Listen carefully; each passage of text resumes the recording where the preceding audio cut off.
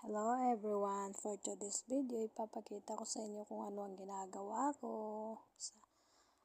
Ayan, nagkakot ako ng tubig kasi naubusan sila ng tubig.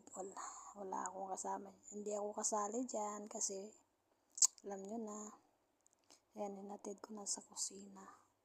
Kasi pag isa-isahin ko pa yan, ihatid sa paglagyan. So ayan, di ko na pinakita kung paano ko nilagay. Tinanggal ko yung cellophane, nilagay ko sa ref. Yan ang alam nyo guys, yan ang nakakaubos ng oras ko. Samantala may ginagawa ako na dami-dami sambusa, kahit ano pa dyan ginagawa ko para sa iftar nila. So ayan na guys, tapos lagay ko sa loob, lamisa at saka doon sa may majlis.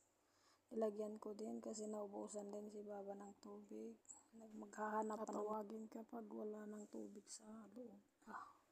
So ayan, kahit tulog ka, kinuha ko pa yung iba na groceries niya. Tiis lang at laban lang. Ayan, napagod ako guys kasi medyo malayo ang kusina doon sa labas. So ayan, pinasok ko lahat.